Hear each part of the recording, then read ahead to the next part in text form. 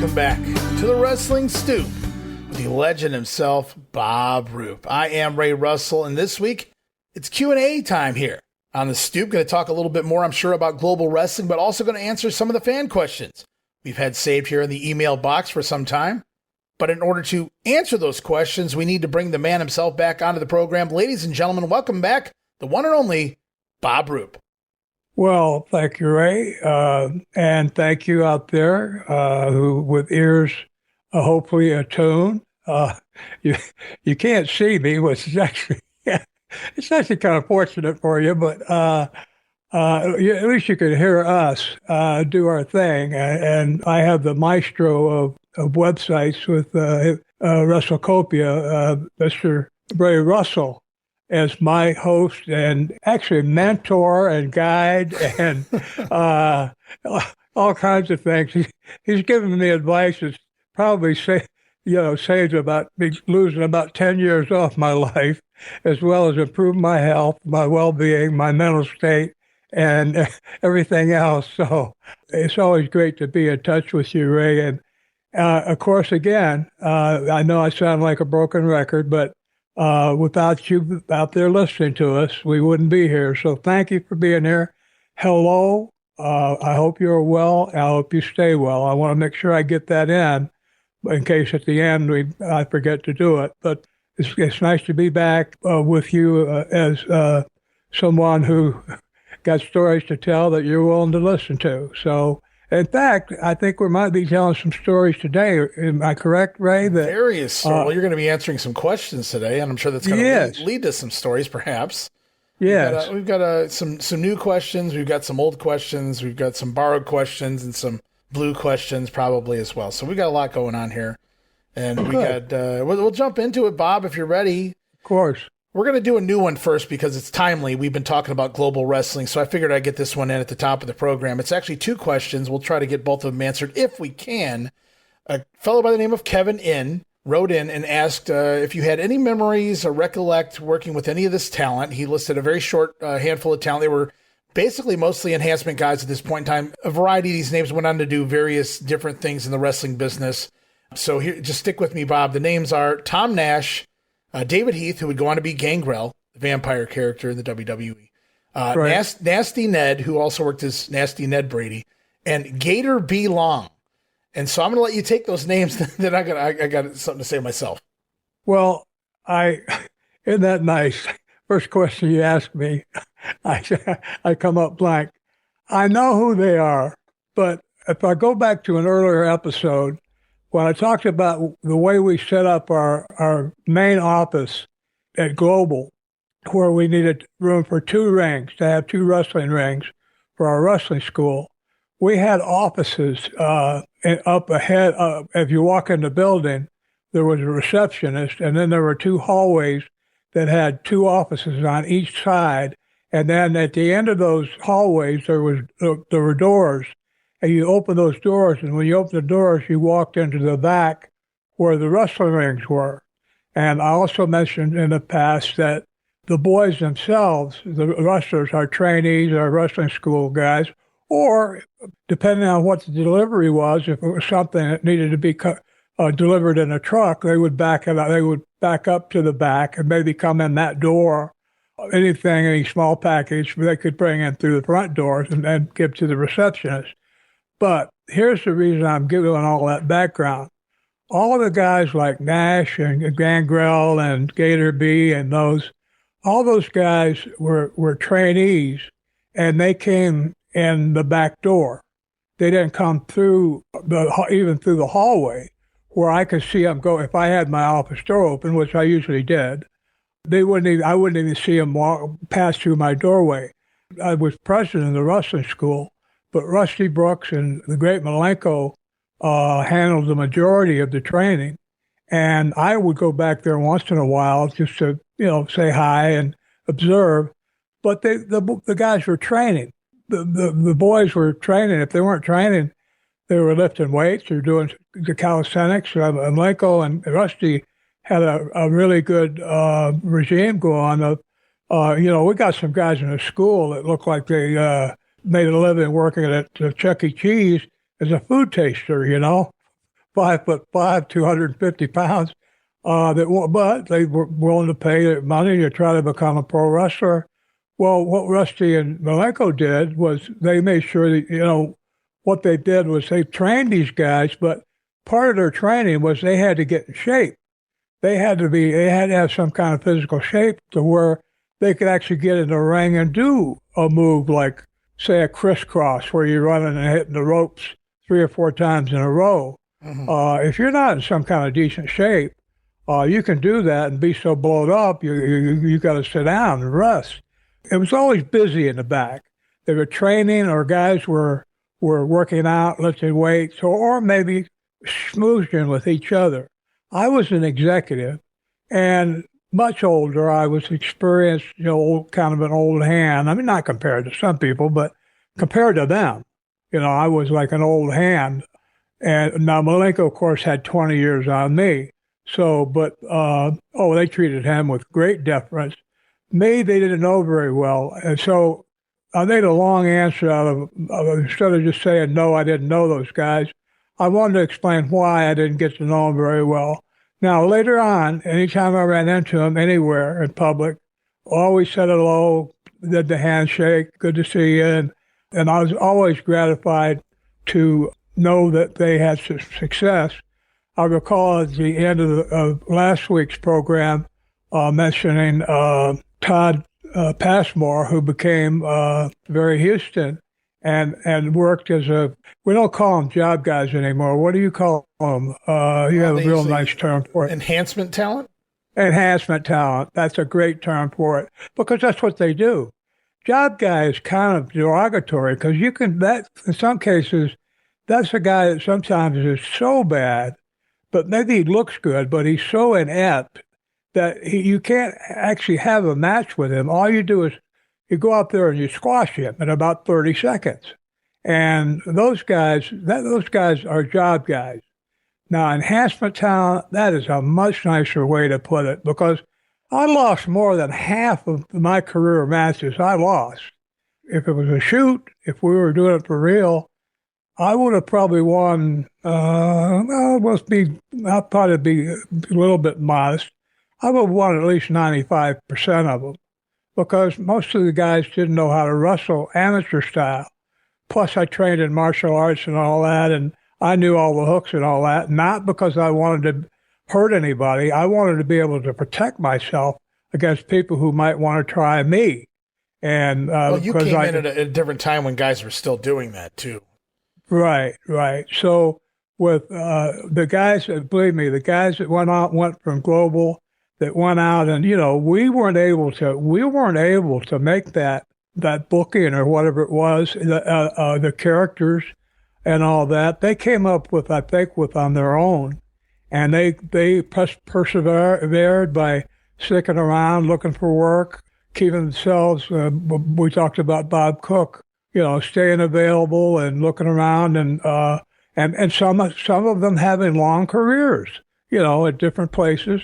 Right. By doing that, even as enhancement talent, they were getting booked and they were making money at pro wrestling. So they were legitimately pro wrestlers. They could call themselves one of the boys, which is an honor, because if you're accepted by other pro wrestlers, and you're one of the boys, that means you have the whole, not just maybe American, maybe worldwide, you have the whole pro wrestling association has got your back.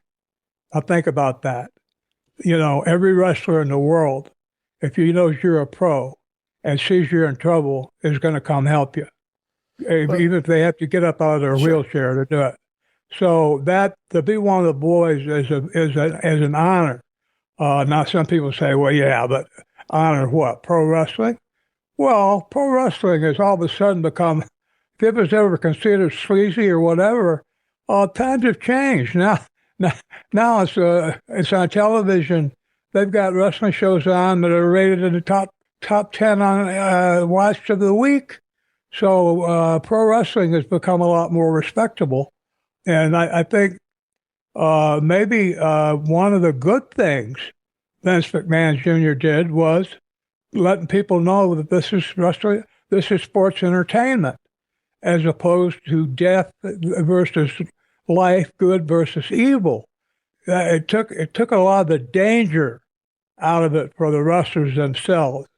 You know, you didn't have to worry about getting sliced every night, or or somebody running to key in your car or whatever. Back to the main point, I didn't get to know those guys personally very well because, again, as an executive, as the president of the company, I could be friendly, of course, and shake hands and all that. But as far as becoming personal friends with them, no. First of all, there wasn't time. I had a personal life too. And the Global was one of the first times that I was able to go home every night instead of being on the road. And, my wife has spent years of us being separated at least every, 5 or 6 days a week. I'd be gone half the day. And now I was able to come home every night. Plus, I mentioned it earlier, Dr. Red was kind enough, and my wife was capable to hire her as our receptionist. So I got to work with her too. I mean, I got to see her every day. We went to work together. Got to see her every day, and then we'd go home together. And so, that was like really a blessing. But the only time wrestlers came into my office was when they were applying for to be accepted into the wrestling school. And sometimes Red would send in somebody that was, just blatantly, they weren't in a wheelchair or anything, but just blatantly unfit to even be trained. He would send them into my office. They would go to his office first, which was the door closest to the front. Mine was the second door. He would send them into my office as a rib, and they closed the door. We're going to have an interview, so I'd tell them to go ahead and close the door and sit down.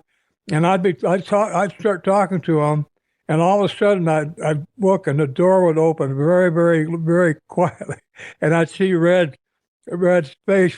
I'd see an eyeball peering through, and I could see part of a grin on his face because he sent in some doofuses and some people that were just. One guy came in and said, "Well, listen, I just had a lobotomy. Is that going to disqualify me in any way?" And I said, "Well, I need to think about that one for a while. So why don't we do this?" Red I can almost hear him cackling out in the hall. I said, "Why don't we do this?" I said, "Why don't you go out there?" And I said, "You look like you could do some workout. Why don't you go out there and work out and come back in about 6 months and ask me again?" Of course, I never saw the guy again, but yeah, that was the only way that I actually saw the personnel. And that way I didn't get to know them that well.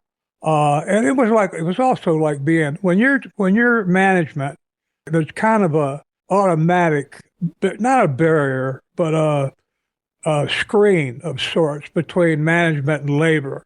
We talked about it before. You can't get too friendly with labor if you're management, because then if you have to let them go for some reason, they get this hurt look on their face, like you personally, as a person, you have let them down. As their friend, you have you're firing me, you're my buddy, you fired me.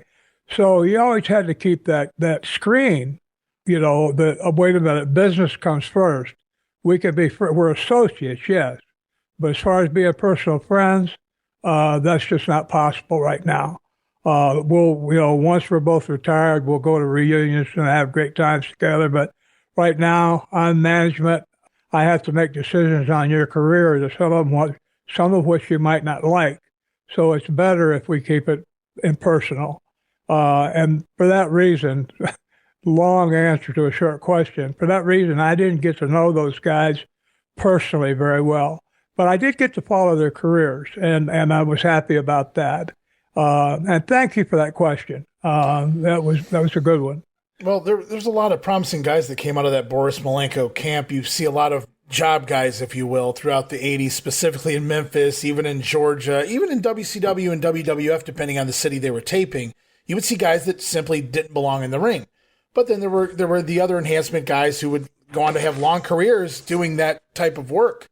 And a lot of these guys would go on to do it. Tom Nash would continue on. Nasty Ned Brady He would become in WCW for the better part of on and off. I mean, for 7 years, you would see him more often than not on the TV as an enhancement talent because he was a talented enhancement worker. And there was a lot of guys. Barry Houston was like that. Mark Starr, a lot of guys from the Florida, guys trained by Boris Malenko. So, a lot of people look at trainers and who did they train? Well, Vern Gagne had Steamboat and Flair and all that. That's great. There's nothing wrong with producing a lot of big name talents that came out looking good. But even in these guys not being super successes, if you will, financially in their careers, they were stable, good looking workers that were able to go out there and have great matches each and every week on TV. Even if it was just squash matches, they had it was a good showing.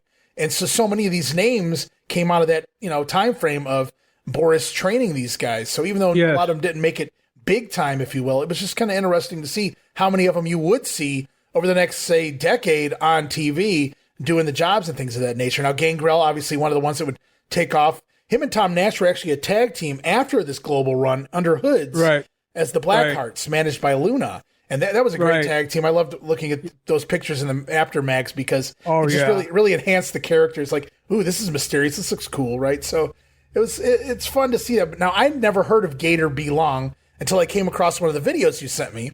And I said, well, what the fuck is this? No offense, guys. But carrying the gator claws.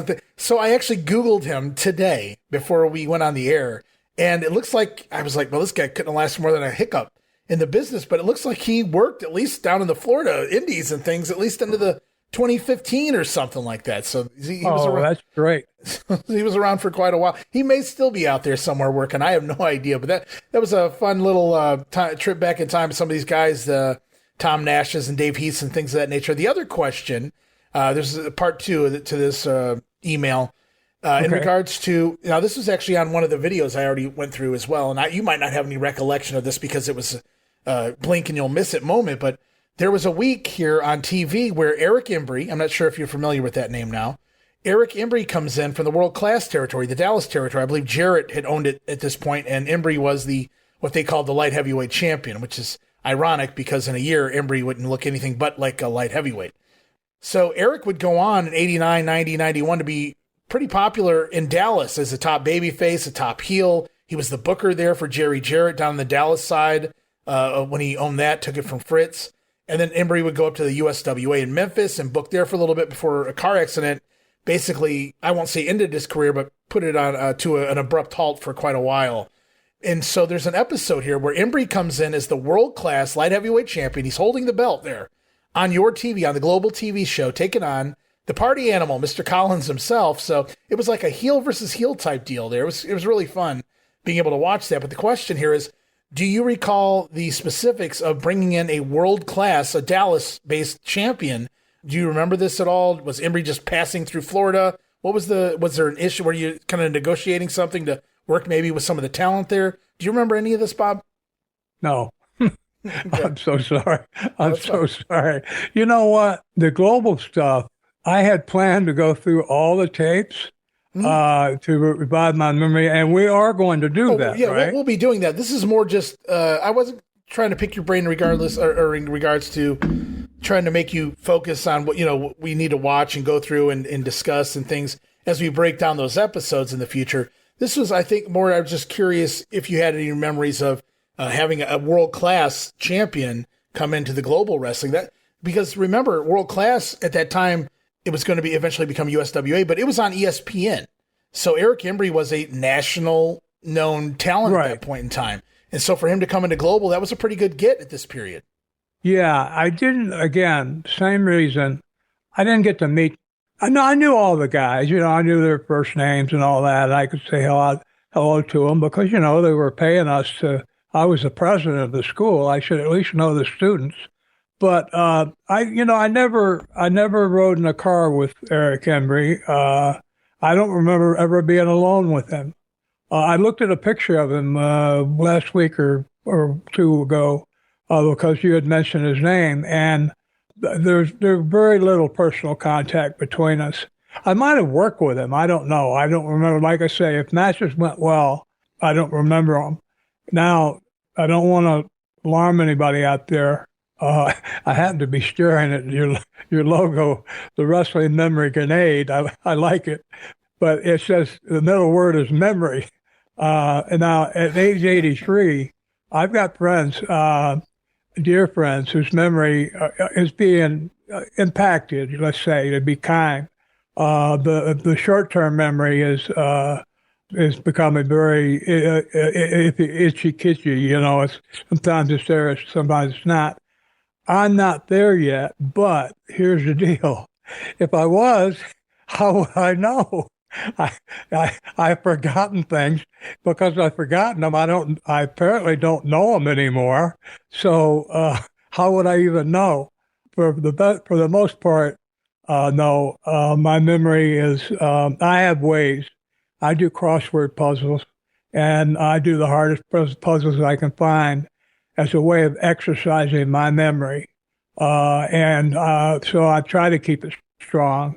That might sound like a kind of a weak way to do it, but no, you have to think. You have to search your own memory files in order to come up with some of the words that they put out there for you to.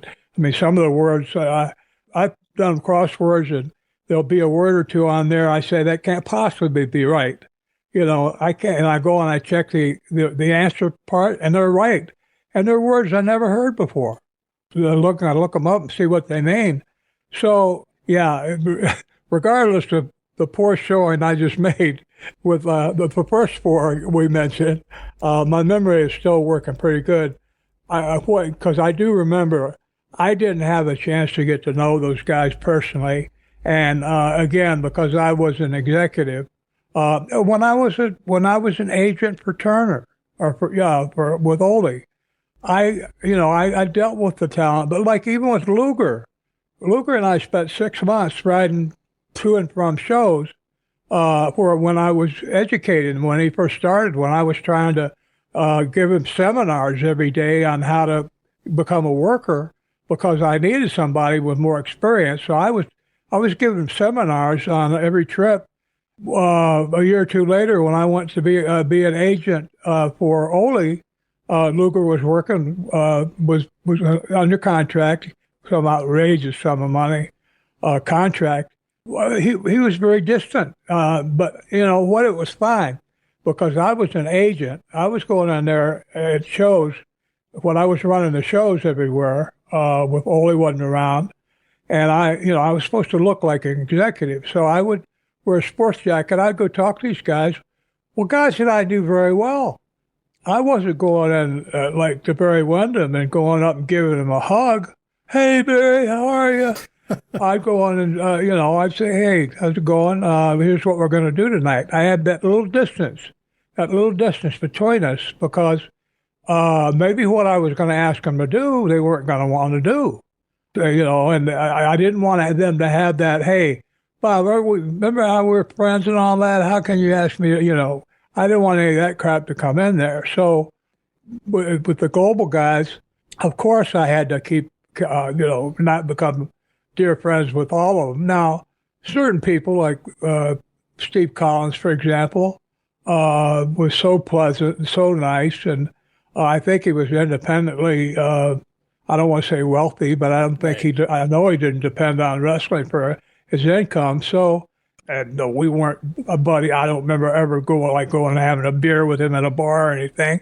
But, you could be a little more personal, or a little more friendly with your greeting when you knew that, you knew a guy was not going to take advantage of it. Let's put it that way. Sure. So, anyway, onward and upward. That's what I say, folks. I always forgot. I forget where I was. That's Bob's segue. We're going to break the fourth wall and let everybody. That's Bob's segue into. All right, Ray, ask me another question. Get me out of this mess. Yeah. So that's pretty much what we're doing. Hell, well, I'll tell you what. I'll tell you what, Bob. When you were talking a little bit ago, we were talking about Gangrel and those guys. You had mentioned Bob Cook again, and I totally forgot. And I'm glad you reminded me that Bob Cook got wind of last week's episode where we talked about him on the podcast.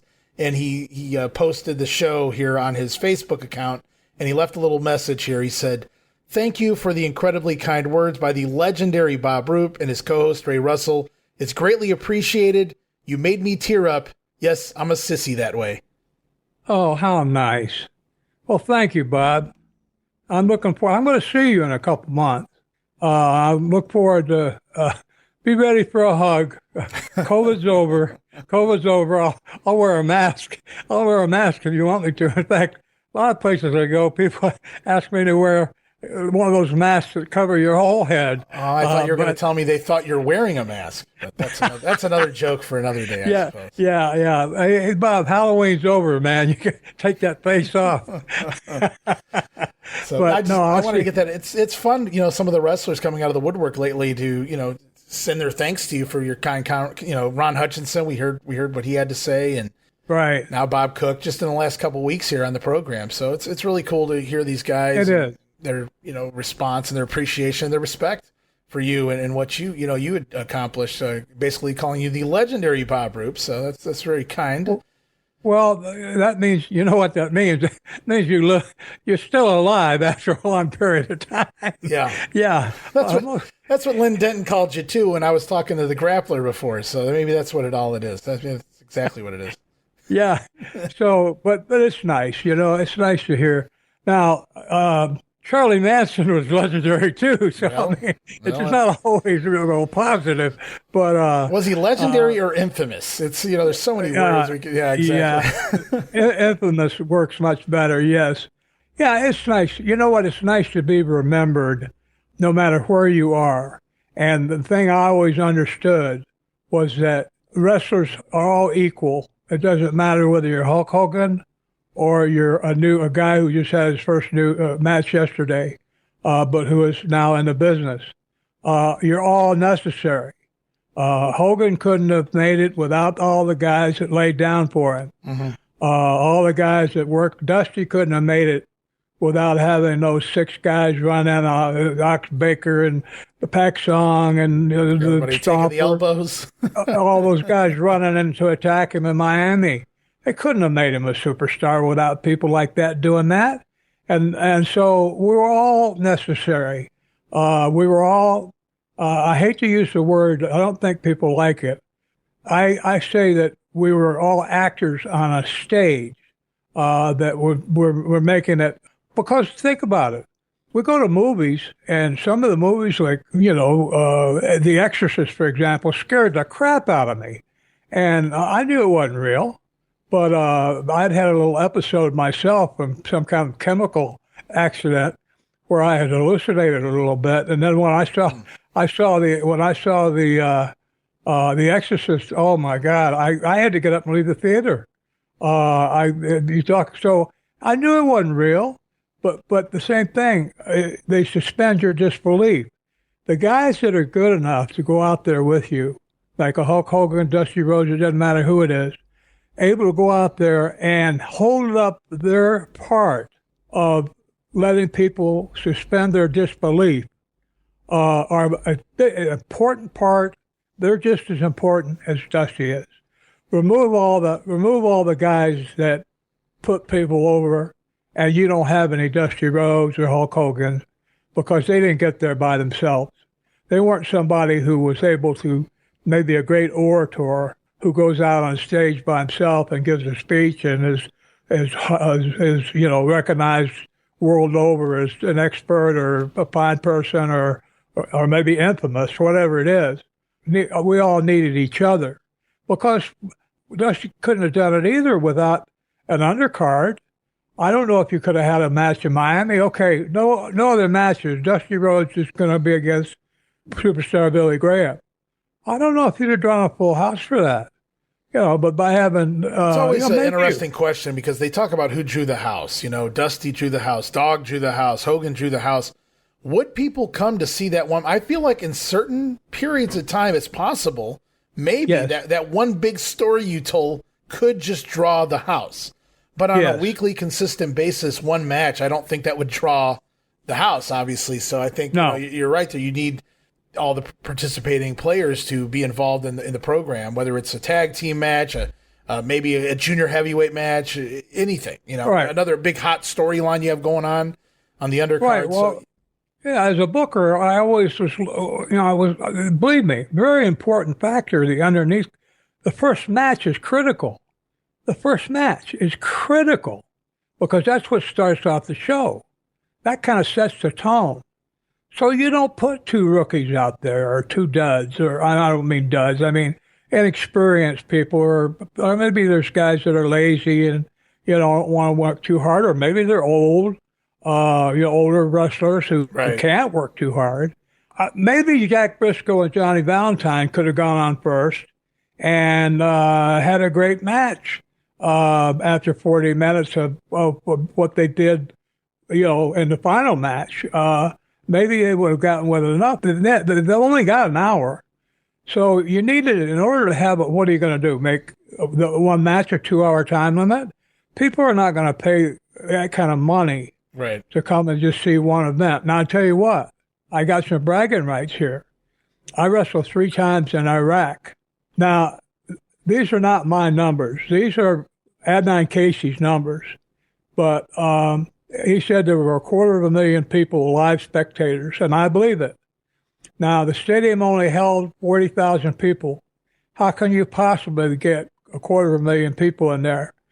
You get them in there by having 3 people. They had bleachers in the upper part. It was a soccer stadium. And then on the field, people stood. There were no chairs. The only chairs were for the governor and his dignitaries. Had a little area around the ring they had guys with AK-47s and bayonets on them, encircling them to make sure they were safe. So, but everybody else was standing. So I believe, okay, let's cut it in half. 125,000 people. But Casey and I were the only match. In fact, we were the only entertainment. There was nothing else going on. There wasn't like a parade. There wasn't like cheerleaders and a band, marching band coming out and playing tunes, somebody throwing, world. There wasn't any other entertainment going on, just the one match. And I guess I could claim some notoriety of being a single match that drew the most people. I don't know, maybe I'm sure it's probably been topped or maybe, no, it has been. Because I know from history, wrestlers from India who became very famous, when they would have matches, they didn't have a stadium. They would be in a field or a wide open space. It wouldn't be like a baseball field or a football field. It'd be like a plain, like a herd of buffalo could easily occupy it. And I heard that up to 500,000 people would come, and 95% of them couldn't see anything because they were all standing. There were no chairs. Yeah. So I know that we're a big audience. This is what I'm talking about. I read about these ones in India. So, but for my era anyway, and you know why? I was the only American to go over there, and the only reason why I was too stupid to check that Iraq is the last place in the world, and an American wants to go for any reason under Saddam Hussein. Who hated Americans at that time, with him running the show, you didn't want to even be anywhere. I didn't even want to be anywhere near. I didn't even want to be in the Middle East, much less anywhere near Iraq. Anyway, the third time I went, I'll get into it, but the third time I went, I needed to prove to myself that I wasn't a coward, because the first 2 times scared me so badly, the first 2 matches. The one where I got held hostage scared me so badly. The next year, I only wrestled a few matches. I was so terrified by how close I came to being killed. Jeez, Bob, I've heard of people refusing to do the job, but you really took it to the limits there, man. Jeez, just do the job and get the hell out of town. Literally, get the hell out of town. Well, you know why they wanted to kill me was because they put me over. I mean, he had me. Casey didn't. Nobody warned me about. Hey, wait a minute. You should know that this guy is a national hero. Iraqi people have very few people that they are allowed to admire because it's a police state, and we keep everybody in their place by having a machine gun on every corner with a guy holding it. So it's a police state, and we don't have a whole lot of entertainment here. So, and we don't have a lot of heroes here. So Adnan made history by coming back from the United States as a success. Someone who had left Iraq, He stayed away for about 12 years. He became an American citizen. He married an American woman. And he went back there because I think his mother got ill. He went back there, and Saddam kidnapped him, basically said, oh, there was an article in the paper that said, oh, great success story. Adnan al-Kaisi, back visiting now. He went to the United States. He was a great wrestler. He had titles and all this. Well, they didn't have anybody to admire over there. So, or maybe they did, singers or whatever, but not. Casey was over. I used it and when I wrote the book about it, I said he had the stature of the Beatles and Hulk Hogan and Elvis. He had more stature than all those guys put together. He was a national hero. And when I didn't beat him in it. I won one fall, and then we went. There's 3 20-minute falls. The second 2 falls, nobody won. We went through Broadway, it's called. We wrestled 2 to 20 minutes. So I just won the 1 fall. But the problem was, in the 3rd fall, he came up bleeding. And I mean, he was bleeding all over the place. There's 4 TV cameras, 1 in each corner, and 250,000 people let's say 125,000 people who, I think even from 100 yards away, the way he was slinging blood around, I think you could probably see it. Oh man, getting out of there after that one, you talk about scary. Yeah, I'm walking down an aisle, I can see people they don't have knives. It's not knives, they got swords. They got, these Arabic nomads who carry swords. Yeah. They got swords in their hands. Yeah, Adnan used to bring one with him when he was in the AWA. Yes. Yeah. So I'm walking down the aisle. Now, I did have these special forces guys that had AKs the first time because they knew, I didn't know yet, they knew that I was going to be coming back for another match because Casey didn't win. So obviously I was not going to be leaving. If I had to stay there 50 years, I wasn't going to be leaving until Casey beat me. So I had no idea. I'd been in the business a couple of years. I had no idea that this was the kind of situation. Live and learn, man. Live and learn. Yeah. Luckily, you lived and learned. Yeah. Yeah. Yes. Do the job when you're in foreign lands. There you go. Yes. Yes.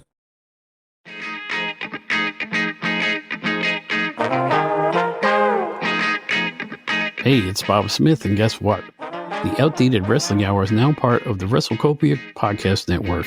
But hey, no fear, you're still going to hear the unique guests, comedy, music, authors, journalists, funny people. Who knows who's going to end up on the Outdated Wrestling Hour? Remember, it's all new and all old.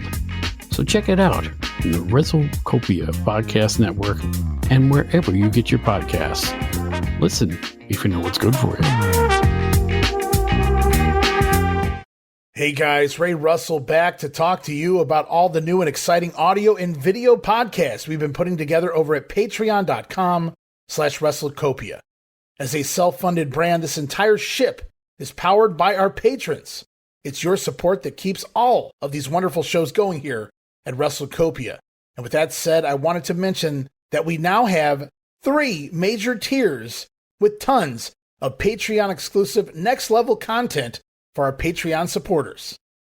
And it all starts with the $5 all-access tier, which gets you early access to many of the weekly podcasts, at least a dozen monthly digital downloads for your viewing and reading pleasure, the insanely detailed show notes for the Wrestling Memory Grenade Regional Wrestling, and the OG Monday Warfare podcast, plus random bonus video drops, archived old-school audio watch-alongs from the early years of the brand. And if that's not all, the brand new Patreon-exclusive podcast, Ranting Raw, featuring yours truly, Ray Russell, completely uncensored, unfiltered, with honest takes, taking patron questions and addressing various topics from throughout wrestling history. It is a whole lot of fun wrapped under the all-access tier for only $5, but things get even hotter with the VIP Superfan tier. For just a few dollars more, you get everything already mentioned in the all-access tier, plus as part of the VIP tier, a whole new slew of videocast series where it's not just your typical watch-alongs. Sure, we laugh, we have fun, but we're also breaking down the history, the context, and the why behind what you're seeing. And as part of the VIP tier, you have access to Dan Gennety's Puro Resu Academy videocast, the Coliseum videocast with co-host Gene Jackson, and the Monday Warfare videocast, Raw vs. Nitro, breaking down the history of the Monday Night War. Plus, you also get the Memphis 1985 folder of goodies and all show notes for the Puro Academy podcast and Gene's retro review show. Lots to be had there at the VIP tier. But wait, there's more. For those WrestleCopia backers who crave even more from the brand, we bring you yet another level of content fit for a warrior, because it is indeed the ultimate tier, which gives you everything from the All Access Pass, everything from the VIP tier, plus you will receive access to the big ones video series featuring a lengthy look and discussion into some of the biggest pay-per-views, super shows, and other events from throughout wrestling history. It's also a great place to keep up with the big events that coincide with the Monday Warfare videocast and so many other big events from years gone by. You'll also have access to the newest big hit to the Copia brand. I'm talking about Regional Wrestling Unreal, the video series. Get ready for the next level in regional wrestling as we dissect territory history in video form. Watch along with us. But still, even more for your money, guys. You'll also receive access to the Treasure Chest, which offers patrons the unique opportunity to download and watch select rarities from wrestling history. And for those of you who are wondering what we offer, are contemplating joining a paid Patreon membership, or simply a curious lurker, a reminder there's a free tier at our Patreon that you can join as well. Remember, guys, no subscription, cancel any time, but I think you'll like the content that we're offering there for any budget you may have. And you can sign up right now, patreon.com/WrestleCopia, or look for the QR code where available. We appreciate your support in helping us pay the bills to keep the WrestleCopia podcast network running and enabling us to continue to bring you all the quality programming that we offer.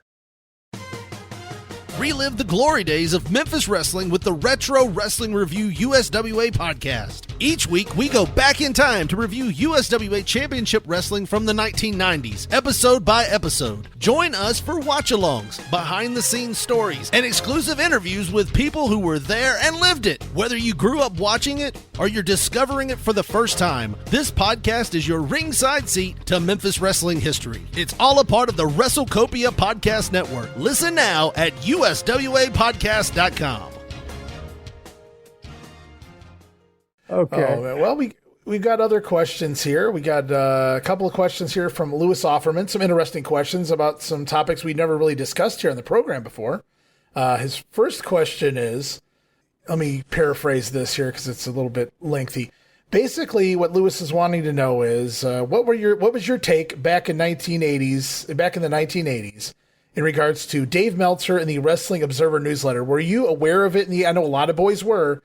Were you aware of it, and what was your take on it back then? Did you think nothing of it, or did it upset you that he was, I don't know, you would call it exposing the business, but basically putting those dirt sheets out there is what they would call them?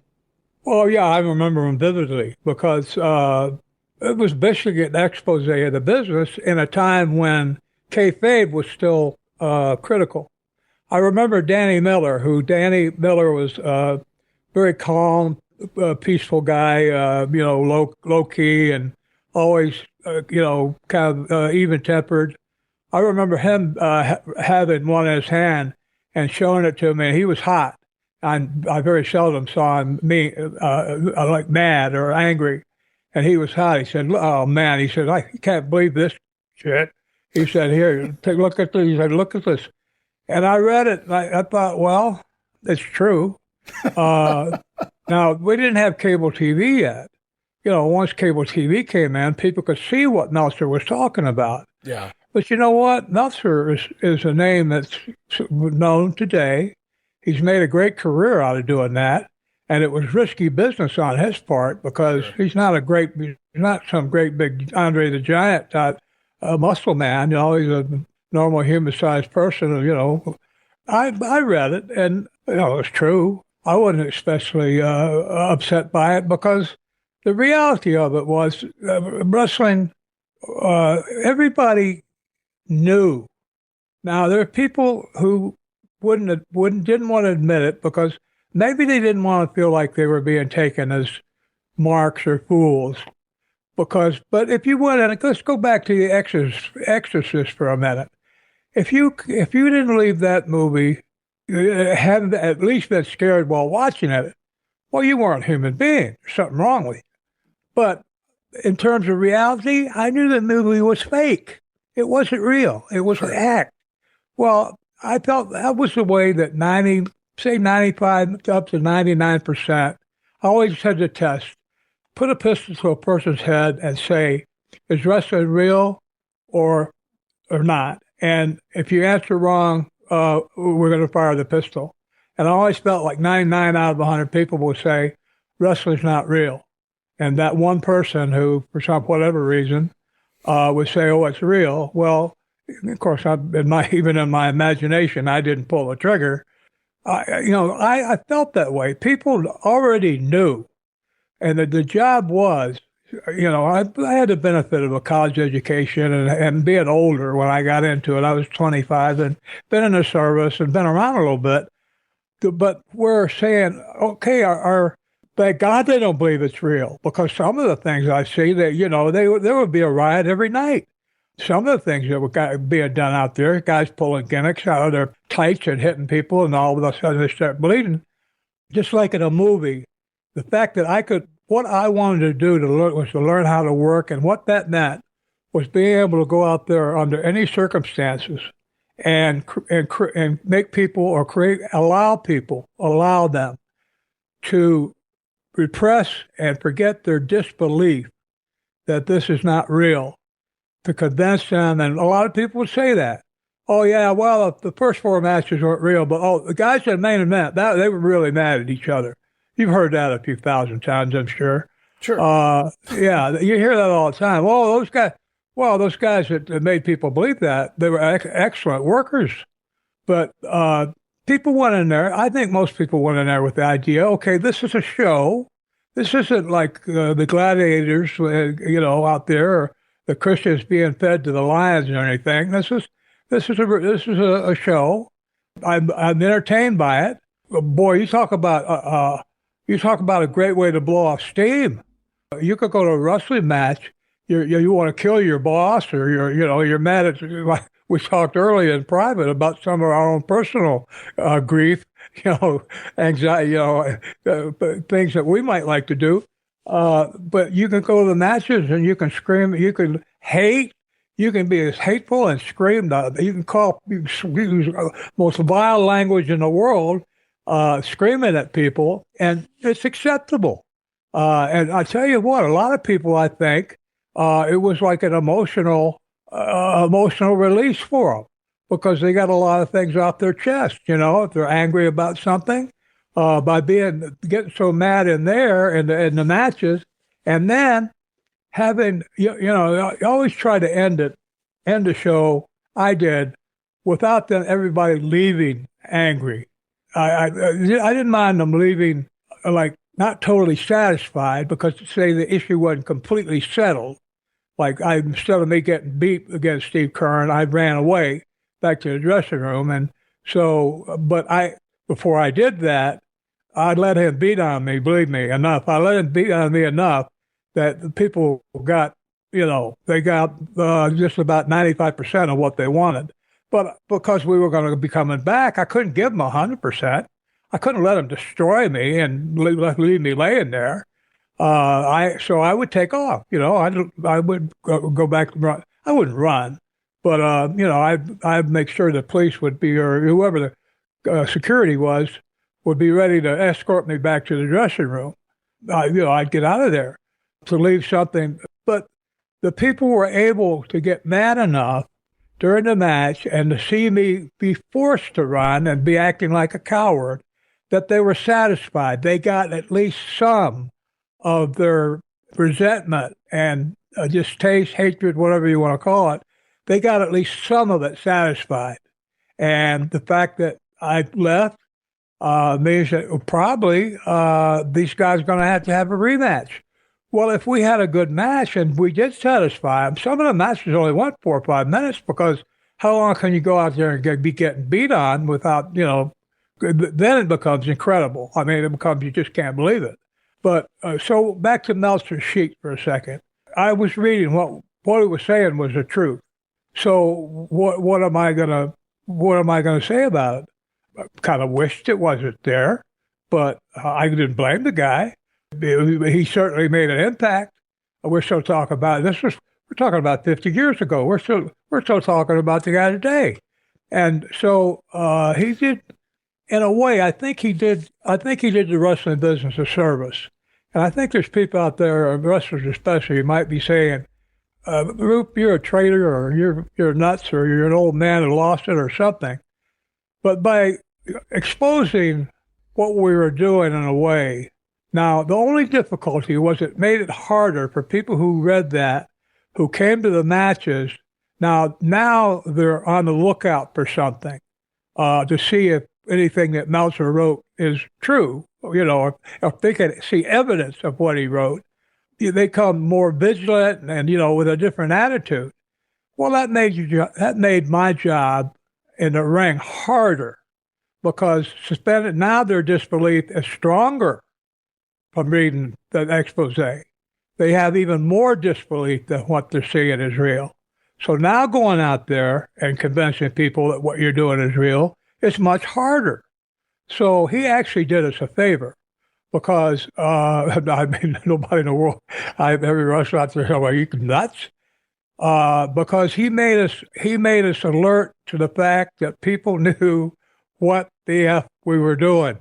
And so when you went out and did it, you better be damn good at it because if you want to get them to suspend their disbelief, they start out, they're looking for, like those audiences we talked about in Philadelphia, boring. Remember those? Boring. Sure. They had all been smartened up to, there was no way that you could convince them that anything was real because Vince McMahon Sr. doing those 7 shows at a time, how many at a time, and bringing out guys who'd been carried out on a stretcher. They're back a half hour later, fresh and new, and looked like they hadn't had anything done to them. The people in Philadelphia knew it was a work and that it was an act. But so to be able to go out there against them, and Ronnie and I did it just by laying there for a long time. But getting them interested in the match, all we had to do was do nothing for a while.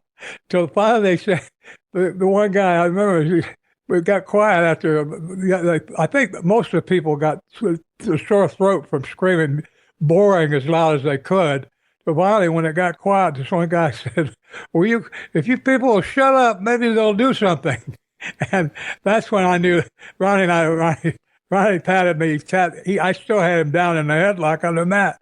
After about 11 minutes, we've been up and down a couple of times, but basically, that's where he'd been, the Johnny Valentine type thing. That's when Ronnie tapped me on the side and said, okay, now we can go to work. You see those, I guess you could say those marks weren't as smart as they thought they were. You guys showed them, right? So you see a lot of the green guys, though, they get nervous when that happens and they start speeding up and just doing spots. Oh, yeah. Wind up getting hurt doing something nonsensical just because the crowd's starting to dictate what they're going to do. And it's like, you're the wrestler, you're the entertainer, you handle the business in the ring, let the crowd worry about themselves. But I get, you guys are old pros, you guys are handling business out there. Okay, if you guys want to see boring, we'll show you boring. And when you shut up, maybe we'll give you a match. And that, that's, you're exactly right. I have to interject now because Sure. It's timely. The match before us was 4 young guys. I seem to think that Brad Armstrong was at least one of them. But they were young guys, and they weren't used to. Philadelphia was the only place that I ever wrestled where you got that boring thing. And when they got out there in a tag team match, when the boring started, those guys reacted to it. They were 4 young guys, and you fairly knew the business, a year or 2 in the business, and they were good workers. I mean, they not workers. They were good talents in the fact that they could do high spots and all that. Those guys ran around. You remember those Keystone Cop movies where they speed up the action and then everybody's running around like a maniac? That's what those guys look like. And they did it for 30 minutes. They still couldn't get the people to stop yelling boring. And they probably each ran about 2 miles during that match, running back and forth in the ring, in the ring, around the ring. They tried everything, and they couldn't get the people. The people knew they had them hooked with that boring, so they kept it up. Well, Ronnie said, well, you know what, Bob, we're going to spit out the hook, both of us. We're going to lay here until they shut up. And we did. And see, that's another episode of great ring psychology on Ronnie's part. I probably would have reacted maybe not exactly the same way as the youngsters before us, but I was much less experienced. Ronnie had 10 years experience on me, and I was much less experienced than him. But I learned a lot that day. It's like we're the ones, we're the talent, we're the Elvis. Right. You're the audience. You don't tell us which song we're going to sing next. Yeah, you don't tell Elvis, hey, if you don't sing Blue Moon, Elvis, we're all going to leave. No. The fact that pro wrestling is in the world of entertainment, all sports is truly in the world of entertainment. Anybody has a right to comment on it. Dave just kind of, again, I'll go back to that word, the line of breaking the fourth wall and exposing, if you will, the business. But, there were a lot of the boys that took advantage of that. They would write in or call Dave and give him maybe some gossip, behind the scenes information, so that Dave might put them over a little more. When he goes to critique their matches or talk about how over they are in their territory, make them look good, fun, if you will, in their particular territory they were in. So it kind of worked both ways, guys, using Dave to get over. Oh yeah, there were plenty of names that came out from promoters themselves. Even, Meltzer's even stated that Bill Watts at one time would contact him and give him information. Now, Bill was a smart guy. He was giving him the information he wanted him to have to put in there. Bill wasn't giving him everything, but even Bill, the cowboy, who would seem to be, he would think he would be completely against it. And I'm sure he was, but he realized, well, this is happening either way, so I'm going to take advantage of it in the ways that it benefits me.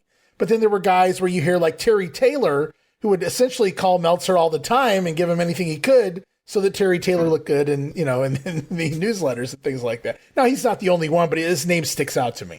Well, you know what, back in the day, people would have said, oh, those guys are traitors to the business. Not at all. Not at all. If you can't beat them, join them. There you go. And there was no way to beat what Meltzer was saying because it was the truth. And people that were reading about it say he talked about a match in San Diego, and the people in San Diego who got his sheet read it, and they read what happened, and they said, yeah, that's what really happened. You're telling me they did that same thing in St. Louis, and then the next night they did it over in Poughkeepsie? Right. Yeah. So, yeah, again, if you can't beat them, join them. Yeah, why did this wrestler wrestle for 3 weeks after he broke his neck? Because the injury angle didn't air on TV for another 3 weeks. So there you go. Yes. Yeah, well, Meltzer, I think that they took a lot of the danger out of pro wrestling. There might have been lost fans, but there's new fans come up every day.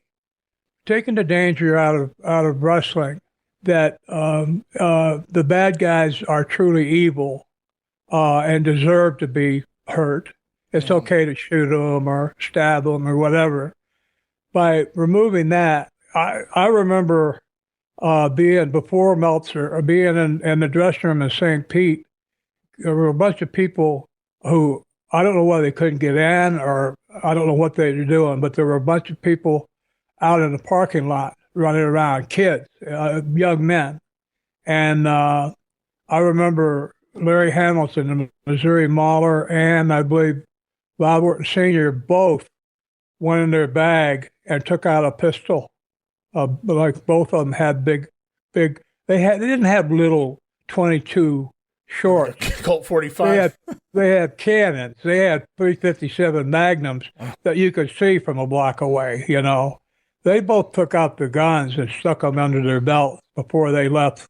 They'd already wrestled. They wanted to go home. Sure. Well, they had to go out to the parking lot, and you could look. We could see the parking lot from our dressing room through the window, and there was a bunch of kids running around out there that were, I don't know, they weren't doing any damage or anything, but there was like maybe 30 or 40 of them And Larry Mahler had some serious heat, and Senior had heat. And those guys were old school too. So they both stuck these pistols. I still remember that to this day. They both stuck pistols under their belt. Well, that's the kind of heat that was generated when people believed, people really believed that what you were doing was real.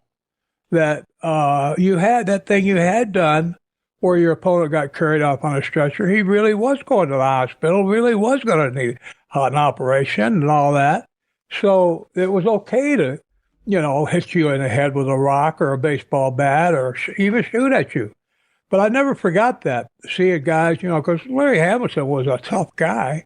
And, Bob Orton Sr. was humongous. And both these guys stuck their pistols like inside their jacket or their shirts, stuck them in their belts for easy access. Instead of keeping them in their bags, in their wrestling bags, they put them in their belts when they were getting ready to leave because the show wasn't over yet. And they wanted to get out of there because if you're a heel and you wait till the show's over, you got to wait till almost everybody's gone before you can leave. Otherwise, it's too dangerous, walking through the crowd if you've got some heat. So I never forgot that.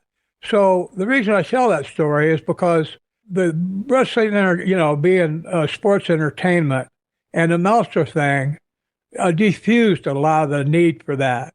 The lack of disbelief. For example, when I walked out of the movie The Exorcist, once I was out on the street, after a minute or two, all that, I forgot it. I wasn't terrified anymore. And I just said, well, okay, I don't want to see that movie. I forgot it. I think it's the same thing for wrestling fans. If you didn't, now, what was going on in The Exorcist was real? Oh, my God. But, when I started feeling like, okay, now these people, especially after it was 1989 when they made the wrestling sports entertainment announcement.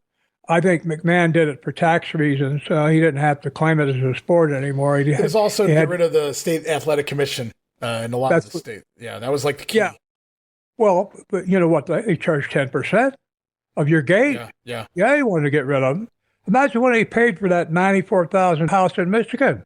I recently covered that on one of my other shows. Absolutely. When McMahon did that, they went to court and they brought up all these, and again, they were making points. It wasn't just that, hey, wrestling's fake, you guys shouldn't be, involved with us. It was also the harm that the athletic commission was doing to them because they were allowing friends and family to sit at the tables at ringside where they could get hurt and things like just they weren't taking anything seriously.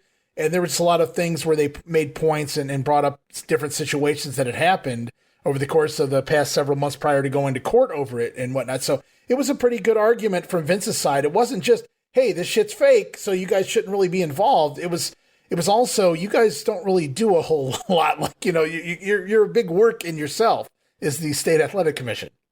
Well, imagine I don't know do you know what the gate was for the Superdome or the Silverdome? I have no idea. I used to know. I have it in my notes somewhere. Say it was $1 million. And that's, 93,000 people. Way more than that. Yeah, absolutely. Way more. Well, he had to write a check for maybe $200,000 or $300,000 to the state athletic commission. He had to give them 10%. Imagine having to write a check for people who are coming down and sitting ringside. And I imagine, I visually pictured what you're talking about. The doctor's friends and family and all that. They're watching stuff and they're probably laughing. One of the guys hits the other one in the head with a chair 2 or 3 times.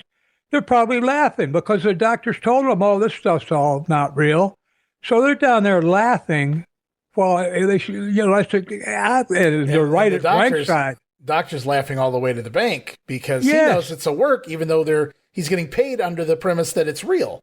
And he's there to make sure everybody's, healthy and safe and things of that nature. Yeah, totally understand that whole state athletic. I feel like we touched on the state athletic commissions in the past on an episode, maybe another Q&A episode. I don't remember, but it's been a while, but I do remember discussing that with you in the past. I don't want to get too far off the beaten path though, because there was Louis Offerman here who sent in the question about Meltzer. It was a 2-parter. So his first question was about Meltzer breaking kayfabe, your take on it, and it was basically just, it was the evolution of the world is what it was, and Dave just kind of was I don't want to say the first guy because there were other people writing these fan bulletins prior to Dave, but Dave was the one who took it and really ran with it, and he's still out there today doing it, so kudos to him. But on the opposite end, Lewis asks, how did you feel on the opposite side? So Dave was out there breaking kayfabe, but putting the stories out and talking the wrestling business. But on the other side, there was the kayfabe side, and that was the wrestling magazines. Stanley Weston and Bill Apter, Norman Keitzer, and those guys. Now, Bob, I know you were a professional wrestler, so you weren't going around buying wrestling magazines off the newsstand. But how did you feel? Did you feel, especially in that era, especially pre-cable, did you feel that the magazines played an important part in getting you guys over nationwide? I think they had an impact, and how important, I don't know.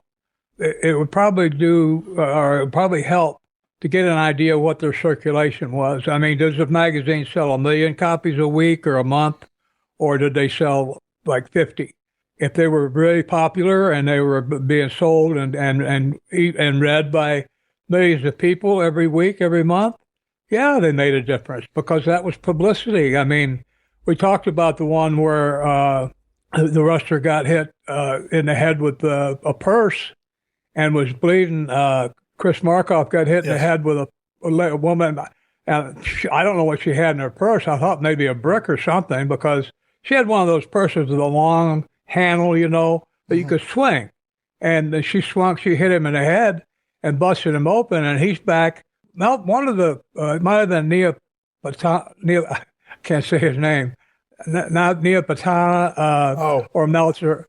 I'm not sure which one, but one of the magazine guys was there and got a picture of Chris Markoff looking in the mirror and looking to see how bad he'd been busted open. Well, I just happened to see a magazine a month or two later of that picture, and the story that went with it had nothing to do with him getting hit with a purse. He was in some horrible match where blood was spilled everywhere and all that, and because that's kind of what he was bloody.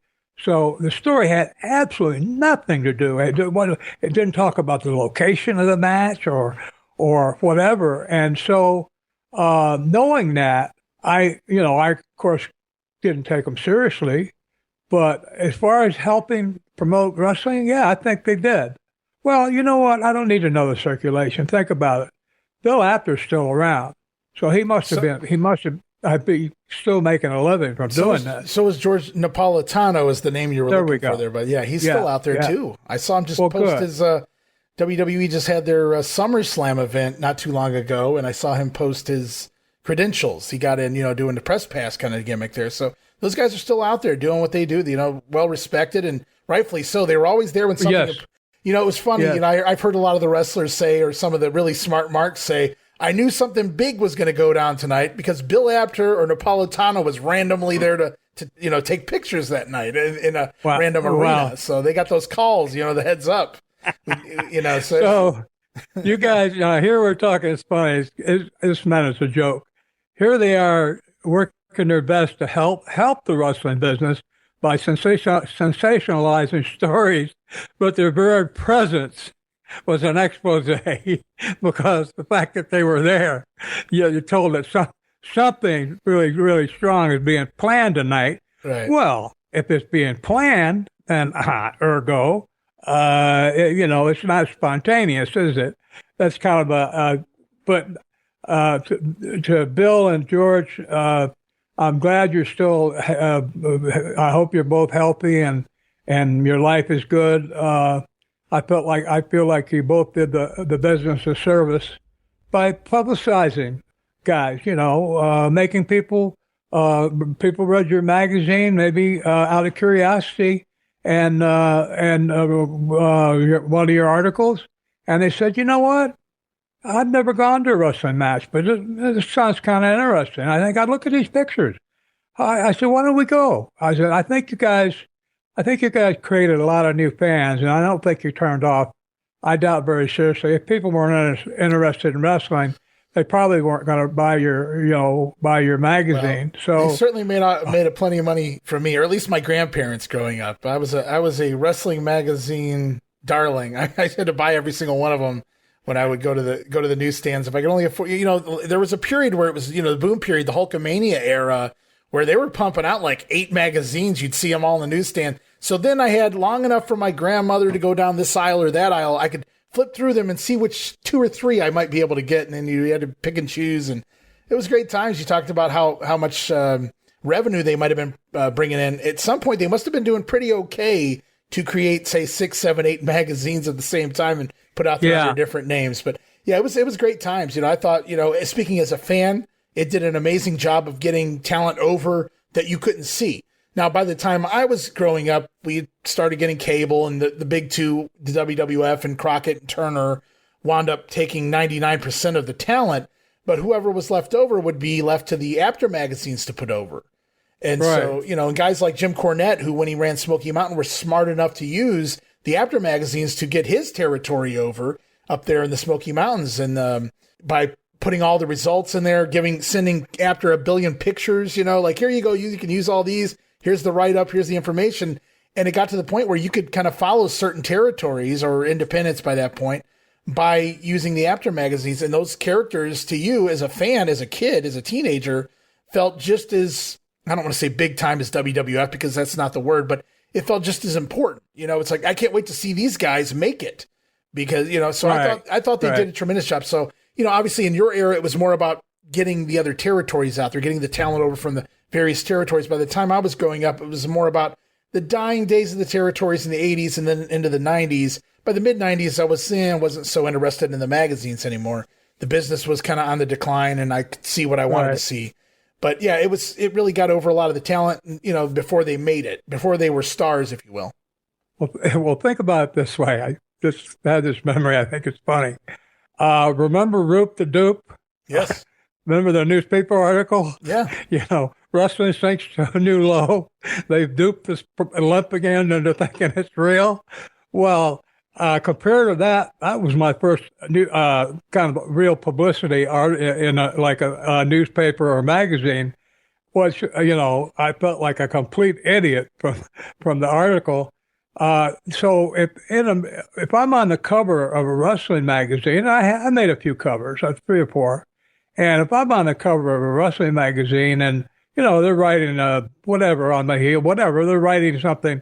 Of course, compared to Roop the Dupe, I appreciated the hell out of the story. I don't care what the story they made up of what kind of horrible thing I did. Making that comparison. Those guys, I liked what they did. I think they helped the business. It was publicity that I don't think it could, but help generate new fans. I don't know if they ever got to the point where, you remember in the grocery stores they would sell magazines at the checkout counters. There would be some magazines there. National Enquirer, those things. Enquirer was always there. Yeah, I don't remember if there were ever any wrestling magazines there, but they were somewhere. Yes. And they were like a promotional. They were promotional. They were intended to get people to read the magazine. The cover would be something sensational or a big star or whatever. Yeah. And the articles would promise, blood and guts or whatever. If that attracted people, especially non-wrestling fans, into reading them just out of curiosity, and say 1/10 of those people said, you know what? We're going to have wrestling in our town or nearby in a couple weeks. I think I'll go. Take the family and go. So yeah, I think they did. History speaks for itself. The fact that they're still around and obviously doing well, I hope. I mean, who knows? Life has its way of changing us. I hope they're doing well, and I believe that their work was their work was completely opposite of Meltzer's, right? Yes, obviously it was mostly kayfabe. Now they would mention something where you felt like you were getting a sneak peek into something. Every once in a while, they might reveal somebody under a mask, but it really didn't hurt anything by learning those things. But it was very rare, few and far between. You would get those little tidbits, but it was fun when you did. It was, I didn't know that, kind of deal. Yeah. Well, it helps sell. Obviously, it helps sell magazines. Yeah. I think overall, it's just like what Buddy Fuller and said about Roop the Dupe. I said, didn't you think it's horrible? He said, look, in pro wrestling, any publicity is good publicity. Doesn't matter what they say. Right. They say all a bunch of devil worshippers. That's okay. That's fine. There'll be a lot of people showing up in dark clothes and makeup on. You got a whole bunch of new fans. They're all witches or devil hunters. Well, it was proving that you were ready for the business. If you could work somebody into believing you thought it was that real, then obviously you were good enough to make people believe in the ring as well. But I always got a kick out of this story because that goes back to one of the very earliest episodes when you told that story of going over to Georgia for that one-off and basically fooling the guy into, you were trying to fool the newspaper guy or whomever it was into believing that the business was real. Meanwhile, this guy knew it was a work, and he really bought into your selling of it, though. He really thought you thought it was real. So you become Roop the dupe. You've been duped, and that's unfortunate. I had the linguistic skills, and I'm not bragging, but let me remove some of the brag. It took me 7 years to get a 4-year degree. Now, I dropped out a couple of times for various reasons, so I'm not claiming to be, brilliant here. But, I was able to put words together in such a way that I could explain just about everything that was happening in these earlier matches. In fact, if you watch some of the work I did with Mid-South, with the announcer out there, I did some analyst type work where I would be analyzing something going on in the ring. And I was able to come up with something that looked totally weird and say, well, here's why I did that. And I could come up with a reason, psychology. Oh, he can't possibly be hurt that bad. I said, yeah, because it looked like he shouldn't be. I said, I said, keep an eye on him. Said he's trying to make his opponent relax. There were guys who were good at that. I felt like that was a natural type of talent to have on commentary. I'm sure you could be taught to respond like that, but there were just certain talents like yourself. You used to do that even when you worked with Boyd Pierce sometimes in the Mid-South. Right. You would be able to cover for a guy if there was a blown spot. You would explain why it wasn't blown. It was this is what happened. But Roddy Piper was really good at that in Georgia. Bill Watts was great. Bill Watts was great at that in Mid-South. So you're one of those kind of guys, so absolutely you fall into that category of being able to explain. I always call Bill Watts the great explainer. I think I got that from one of my many guest co-hosts, Roman Gomez. But Bill Watts was indeed the great explainer. He always explained every question I ever had, Bob, before I had time to ask it. Because he knew what the wrestling fan was thinking. They're going to ask why the fuck this is like this. I'm going to tell them why before they sit there at home going, shit's fake. This don't make sense. Bill would, explain it away. The great explainer, Bill Watts. But you were definitely in that category. Roddy Piper, Bill Watts, Bob Roop, definitely.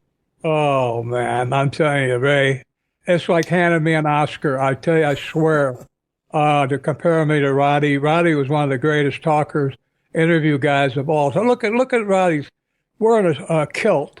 And not big, not menacing like Hulk or, Sid Vicious. He could talk. He could interview. His interviews were genius. Like nobody. And like nobody before. And Bill Watts, super intelligent guy who not only started out being smart intellectually, but he went with Vern up there in the booking office, and then in Georgia, and then in Florida, where he trained under some of the best minds. It was like going to college. He worked against Bruno in New York. He had really made the rounds. Yeah. It'd be like having Henry Kissinger explain politics to you when you're a political science major, when you had Bill Watts out there because explain things because he knew how to cover for anything. And that's a rare talent. But of course, Bill started out being smart, and then he became educated, but he was very, very intelligent about the wrestling business. And, and that's why he was so successful at it. But yeah, to be put in the same category with Bill Watts and especially with Roddy Piper, you couldn't pay me a higher compliment. I really appreciate that. Any of you dear fans out there, believe me, I treasure the fact that you listen to us. Ray is assuring me that not all of you hate me. In fact, not too many hate me anymore. But I do appreciate your forbearance and patience. And Ray, I gotta say, you're the master of it. No matter how well you try to keep me on track, I'm like a runaway locomotive at times, and I go so far away from where the question started, I can't even find my own way back. So I want to let everybody out there know, please, it's my fault. It's me doing it. It's not Ray Russell. He's the one that keeps this thing on track. I'm the one who's derailing things. So thank you, Ray, for being patient with me. Oh yeah, no sweat at all. I've got almost 2 years of this in the book now, so we're okay. I'm glad you didn't say under my skin, because that sounds like a tick or something.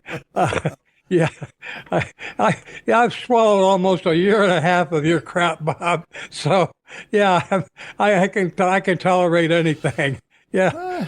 No, we're always having a great time. In fact, Bob, this is probably a great time to bring up that it's been under construction for quite a while. You've been trying to get it up off the ground, and it's still a few things to work out there.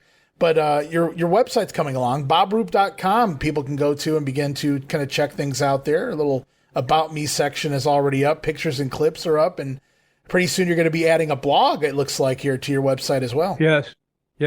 It's basically done. It's got some things that still need to be added.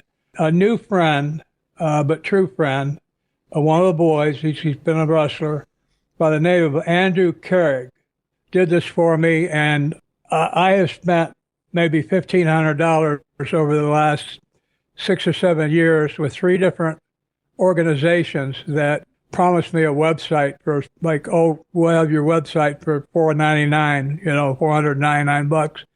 That once I paid them, all of a sudden, we ran into this problem. We need another 300. We ran into another problem. I had 3 episodes like that to where I thought, well, you know what? Maybe I'm just never going to have a website. Well, Andrew is a new friend, but a true friend, and he put this site together himself as a favor to a friend, and it's excellent. In fact, I hope you don't mind, but all of our episodes from day one are on that website right now, bobroop.com. And you can come and visit, and I think there's 71-ish episodes on it. So 72 now. Yeah, 72. And thank you, Andrew, and thank you, Ray, because without either of you or both of you, I'm telling you, most 83-year-old people do not have the benefit of having a voice in any way. They haven't, I was famous as a pro wrestler, but that's a very small niche in terms of and now it's become a lot wider in the last quarter century, but it's a small niche in terms of like pro football or something like that, compared to some other subjects. But the fact that I've gotten the help that I have, and to be able to tell my stories through your website or the podcast, and now with Andrew's help to have a website, it's really great. Again, I have classmates that I still see that are they're in their early 80s like I am, and very few of them have. I'm not saying their life is lacking or anything, but very few of them have the ability to express themselves like I do, which is very important in my mind to longevity and the quality of your life, is to be able to express yourself to somebody who cares. And if you're listening, the reason I keep thanking you out there for listening, because if you care enough to listen, you're doing us both a favor. Of course, Ray, my thanks to you are eternal and will last forever. Again, thanks for mentioning the website. Yeah, it's going to be. Now. Wait a minute. I do want to make a little notation. There's a couple of little things that are not 100% correct. That's my fault. because some of the information, Andrew Carrick, my new friend and benefactor with this website, one of the things he used was for information was Wikipedia, and there was some about background. Well, Wikipedia is never wrong, Bob. Just yeah. saying. Well, guess what? I went on Wikipedia and changed. I didn't know I could do it. I went on Wikipedia and changed some of the stuff myself on because it was wrong. But I didn't get everything. And so go ahead and please, if you're interested at all, take a look. There's some pictures on there and some notable characters, some notable matches. And happened to look at.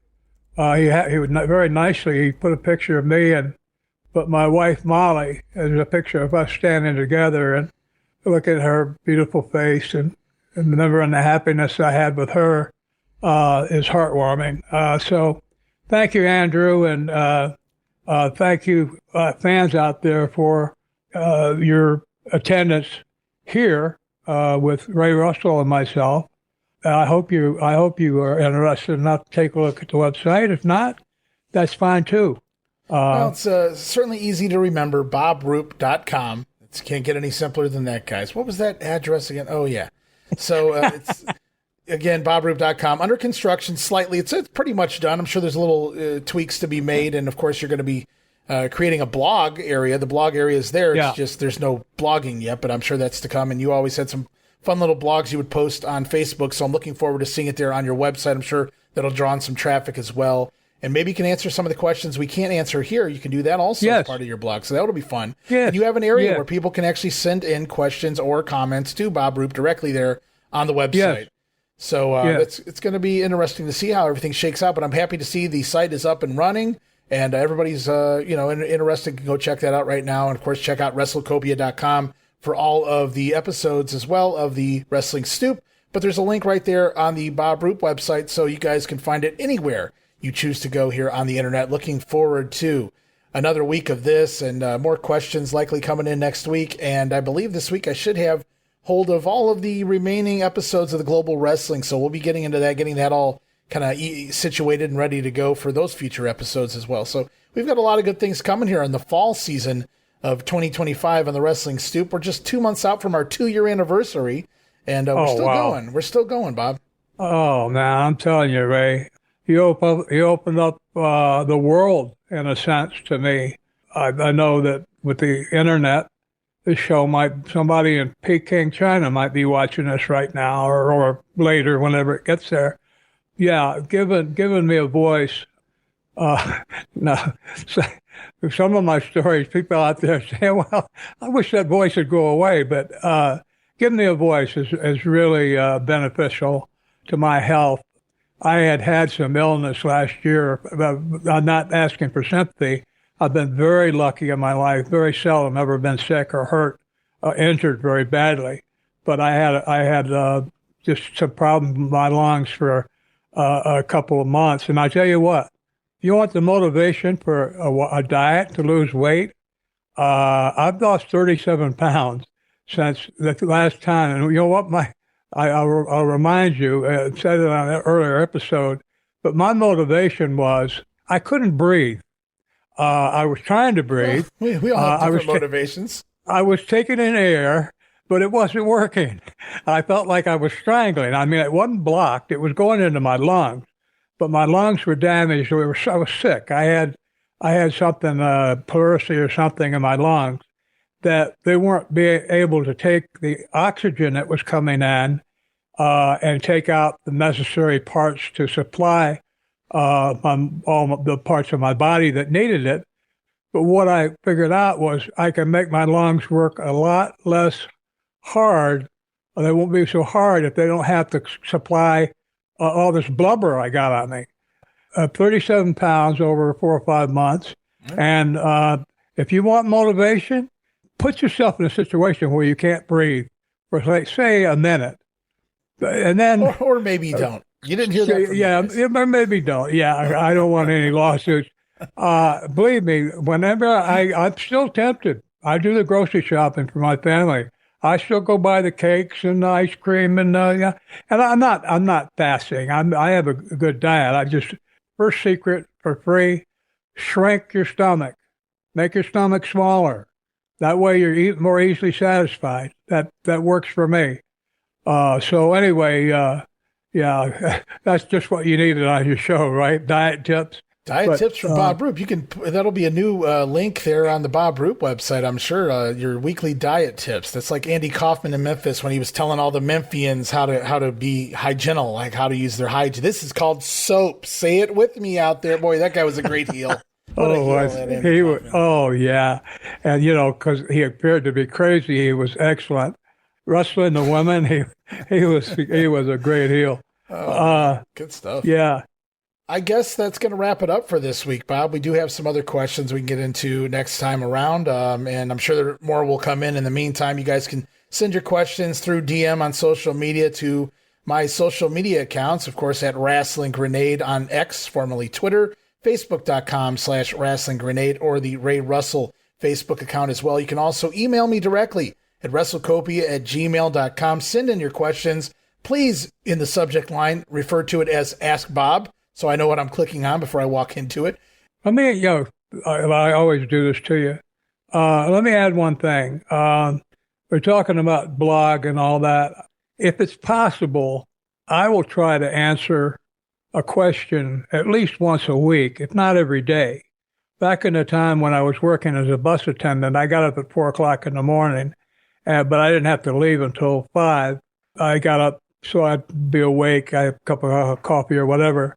And I used to come in here and I'm sitting in front of my computer right now. I was able to come in and I'd write a little something. Hello, how you doing? Try to write something, maybe amusing or whatever. But just sometimes I got into a back and forth with Don Morocco from Hawaii. We were talking about weather. I was freezing my butt off here. He's out there in sunny Hawaii.